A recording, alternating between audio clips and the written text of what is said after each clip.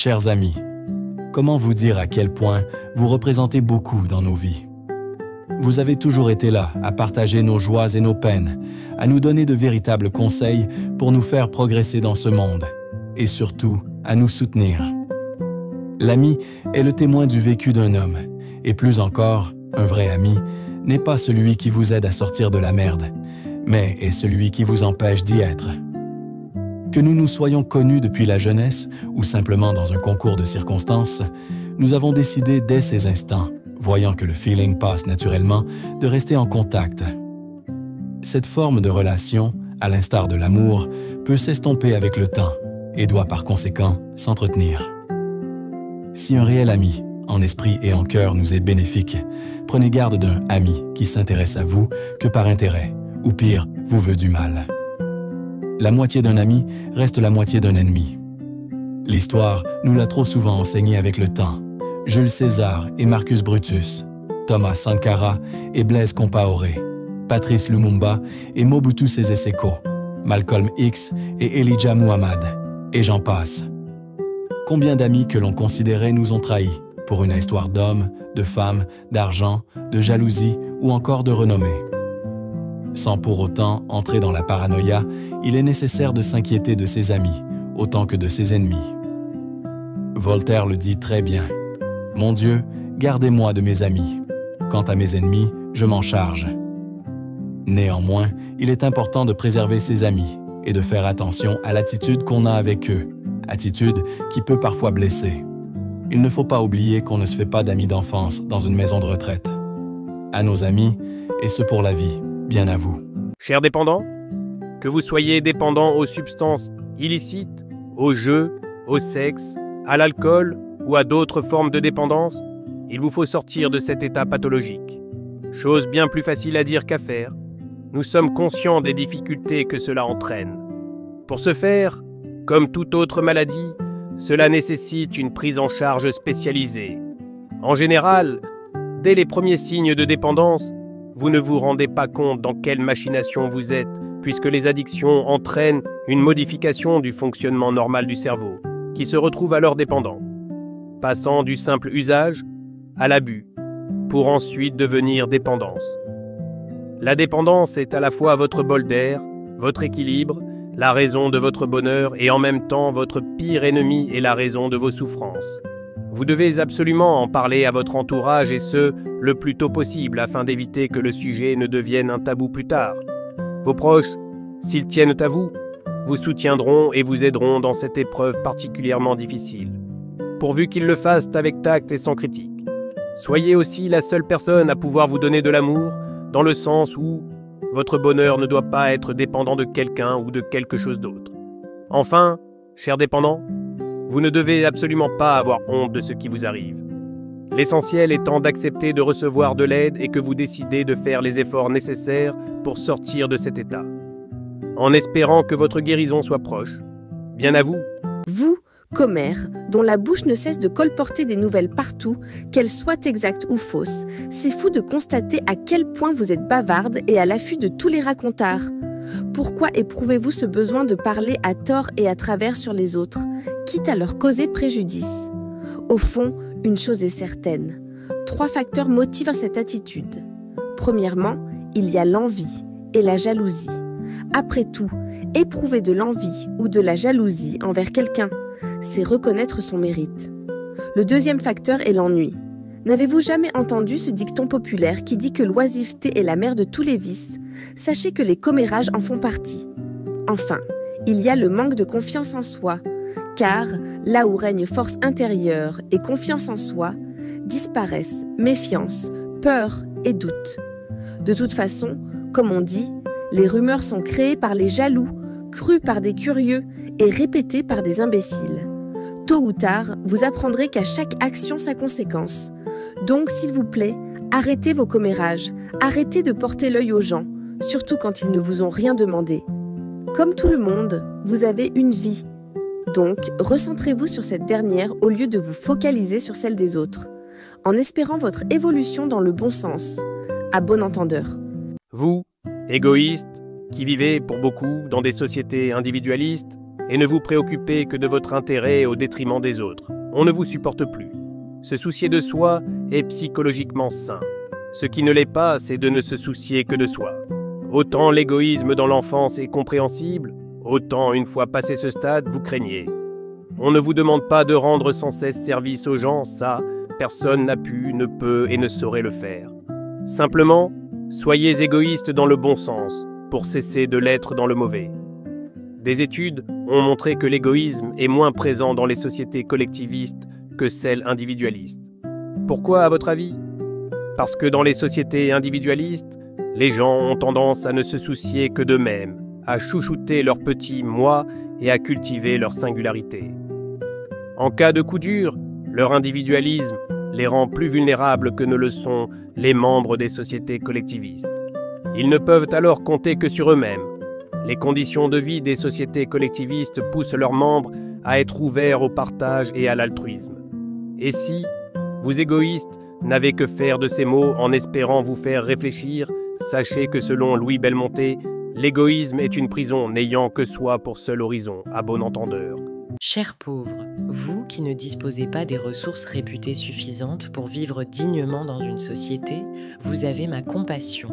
Ayant une insuffisance de ressources matérielles affectant la nourriture, l'accès à l'eau potable, les vêtements, le logement ou les conditions de vie en général, ou de ressources intangibles telles que l'accès à l'éducation, au développement personnel ou encore à l'exercice d'une activité valorisante, nul d'entre vous ne devrait vivre dans ces conditions car la pauvreté limite l'accès à vos droits fondamentaux. De plus, vous êtes confrontés à toute une palette d'inégalités qui se renforcent les unes sur les autres. Celles-ci limitent vos possibilités à vous réaliser pleinement. Inégalités qui finissent par vous isoler de votre famille et de vos amis, vous faire perdre espoir et vous sentir impuissant et exclu. Inégalités qui vous font vivre dans un quartier dangereux où la criminalité et la violence sont élevées et où les conditions environnementales sont mauvaises. Inégalités qui finissent par vous faire exploiter ou vous mettre dans des situations illégales, vous faire être victime de discrimination, faire en sorte que vous soyez dans l'impossibilité de vous acheter des médicaments pour vous faire soigner et autres contraintes encore. Nous vivons au milieu d'une mer de pauvreté. Néanmoins, on peut réduire cette mer. Notre travail n'est qu'une goutte dans un seau, mais cette goutte est nécessaire. Cette citation de Mère Teresa résume assez bien le travail que nous devons effectuer avec les moyens qu'on dispose pour éradiquer la pauvreté dans ce monde. Chaque individu a sa part de responsabilité et c'est en se battant tous ensemble, malgré nos différences, qu'on arrivera à éliminer ce fléau. Bien à vous. Chère femme, comment vous dire à quel point vous inspirez ce monde? Que l'on soit des hommes ou des enfants, nous vous serons éternellement reconnaissants. En dehors du fait que vous nous ayez mis au monde, vous êtes l'essence même de notre destinée, notre accomplissement. Après tout, l'homme n'est qu'un individu, la femme, toute une civilisation. Ce sont pour ces principales qualités que dans beaucoup de sociétés dans l'histoire jusqu'à présent, les hommes ont toujours voulu vous protéger, vous mettant en quelque sorte sur un piédestal et voulant sans cesse que vous soyez dépendante d'eux. Beaucoup l'ont fait avec bonne intention, afin que vous ne manquiez de rien. D'autres, de manière brusque. Heureusement que les époques changent, et pour ce cas précis, vous les femmes, dans le bon sens. Certes, les mœurs évoluent plus rapidement dans certaines régions du monde que dans d'autres, mais elles évoluent quand même dans l'ensemble. Quoi qu'il en soit, vous avez toujours eu un rôle dans ce monde, celui d'être complémentaire à l'homme. Tel le yin l'est du yang, le feu l'est de l'eau, ou encore le ciel l'est de la terre. Et c'est à ce juste titre que les hommes doivent définitivement l'assimiler. Qu'ils arrêtent de vous voir d'un œil supérieur, mais qu'ils s'interrogent plutôt à quelle est cette chose en plus qu'ils peuvent vous apporter que vous n'ayez déjà. C'est en ayant ce genre de pensée que les mentalités bougeront fortement. J'invite tous les hommes à vous devoir plus de respect s'ils ne l'ont pas. S'il y en a qui se considèrent sexistes ou misogynes, nul doute qu'ils restent ignorants. Encore heureux que l'ignorance ne soit pas une fatalité. Bien à vous. Vous, papa, qui pensez qu'il suffit d'engrosser une femme pour s'approprier la qualité de père, vous craignez Être père aujourd'hui ne représente plus rien pour beaucoup d'hommes, n'assumant plus ou pas du tout leurs responsabilités. Le rôle du père est de permettre la maturation individuelle de son enfant et d'être ce tiers séparateur qui impose des limites dans la relation mère-enfant. Relation qui est l'essence même du maternage. Ainsi, il le pousse à acquérir le statut d'adulte mature. Ce statut l'aidera à être une personne sexuée, autonome, ayant intégré la loi commune et capable d'assumer des responsabilités dans sa vie. Le père, avec l'appui de la mère, doit accompagner l'enfant dans sa construction psychique, son développement personnel et lui inculquer une éducation. Pour ceux qui préfèrent laisser cette place à une autre personne parce qu'ils n'ont simplement pas ou plus de temps à accorder à leur protégé, à cela je répondrai que même si on peut pallier à son absence, on ne remplace jamais le père. Votre absence aura toujours des effets dans la formation de sa personnalité. Donner la vie est un don de Dieu que vous avez reçu. Trop de gens dans ce monde n'ont eu cette chance et seraient prêts à tout pour l'avoir. Demandez à ceux qui sont passés par la voie de l'adoption. Croyez-moi qu'ils auraient tant aimé être le père biologique de leurs enfants, ces enfants qu'ils chérissent de tout leur amour. Alors messieurs, je vous invite à vous réveiller et à vous porter responsable de vos enfants, peu importe la situation dans laquelle vous êtes. À bon entendeur. Vous, les sectes, que vos membres adhèrent à une même doctrine religieuse ou philosophique et soient en rupture avec les croyances et les valeurs du reste de la société. Vos croyances et votre comportement sont jugés obscurs ou malveillants pour cette dernière. Beaucoup de personnes vous pointent du doigt. Elles ont raison de le faire. De nombreuses études démontrent que pléthore de vos responsables adoptent comme comportement le refus des lois, exercent des voies de fait, accomplissent des détournements, font de l'abus de confiance et des escroqueries, appliquent des mauvais traitements, incitent à la haine et maintes choses encore.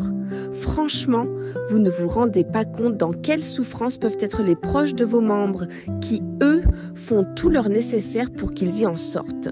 Chose difficile à faire, car vous leur avez soit bien endoctrinés, soit fait peur au point qu'ils ne peuvent vous quitter, sous peine de représailles. Comme si cela ne suffisait pas, les membres lambda ne vous sont pas si intéressants que ça. Non, tout ce dont il vous faut désormais, c'est de lobotomiser des personnes assez connues afin qu'elles deviennent des futurs membres bien fidèles. L'idée est qu'elles parlent de vous et répandent vos bienfaits à un large public. Par la même occasion, vous leur soutirez le plus d'argent possible. Des exemples, il y en a à l'appel. La Kabbale avec Madonna, la Scientologie avec Tom Cruise ou encore la Nation de l'Islam avec Malcolm X, pour ne citer que. Alors secte, disparaissez de nos vies car vous êtes néfaste à l'homme, contrairement à ce que vous vous efforcez de faire croire à vos membres. À bon entendeur. Chers anticonformistes, vous qui vous opposez aux usages établis et aux traditions, je vous admire. Il est de votre droit de refuser d'être celui qu'il convient d'être. Malheureusement, beaucoup d'entre vous, sous prétexte que vous ne vous conformez pas au modèle édicté par la majorité, sont stigmatisés. C'est injuste. Dans ce monde où le conformisme favorise l'intégration sociale, l'anticonformisme est souvent source de méfiance, d'hostilité, voire d'exclusion de la part des représentants de la norme et de l'ordre. Il a même été qualifié de maladie mentale selon le DSM-5, qui est le manuel diagnostique et statistique des troubles mentaux. On aura tout entendu. Alors soyez fiers pour ce que vous êtes, surtout si vous vous battez pour une cause que vous jugez juste. Pour ceux qui sont contre le fait qu'il y ait des gens prêts à dépenser des sommes faramineuses par vanité, tandis que, dans les quatre coins de ce monde, certains meurent de faim, continuez à le revendiquer. De même pour ceux qui refusent d'entrer dans l'ère numérique parce que cette façon de vivre ne leur correspond pas. Il y a des individus de toutes parts qui vous écoutent et partagent votre opinion. Rien n'est plus noble que de se battre pour des idéaux que l'on considère justes, quitte à y perdre la vie. Ne doutez jamais de vous et acceptez-vous tel que vous êtes. Vous êtes de ces individus qui n'accordent pas d'importance à ce que les gens peuvent penser. Vous n'avez pas peur de dire les choses. Vous faites ce que vous voulez, quand vous voulez, quitte à en subir les conséquences. Vous n'avez pas peur de défendre vos idées et à en débattre. Vous connaissez vos limites et surtout, vous vous fiez toujours à votre libre arbitre et cela en toutes circonstances. Ne baissez pas les bras. Bien à vous. Vous, homme, dans une société de plus en plus imprégnée par la théorie du genre, difficile aujourd'hui de savoir ce qu'est un homme, un vrai, malgré la vision archaïque que le monde a de lui. Certes, un homme, c'est le contraire d'une femme, mais n'oubliez pas qu'il est aussi le contraire d'un garçon. On ne naît pas homme, on le devient, et devenir un homme, c'est abandonner les traits de caractère d'un enfant.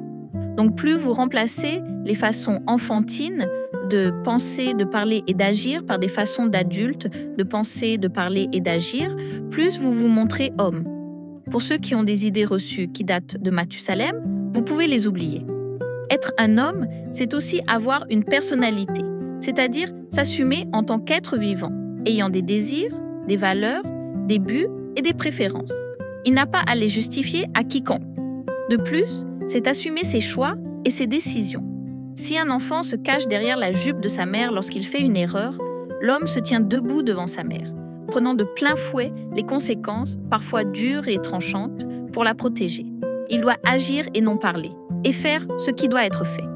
Les qualités qui complètent son profil sont qu'il doit être prêt à échouer, car il s'éduque plus dans les échecs que dans les succès. Il a confiance en lui, car son attitude exprime qui il est. Il n'a pas peur de s'exprimer en amour, il est prêt à affronter ses peurs, il sait honorer la masculinité des autres hommes, il accepte la responsabilité des relations qu'il engage dans sa vie, et il n'a pas peur d'assumer sa sexualité. À un moment, homme, il faut cesser de jouer les moutons égarés, mais prendre le contrôle de vos vies. C'est-à-dire décider ce que vous voulez, ce que vous aimez, qui vous êtes et où vous voulez aller. À partir de là, vous cessez d'être un adolescent et devenez un homme, cordialement.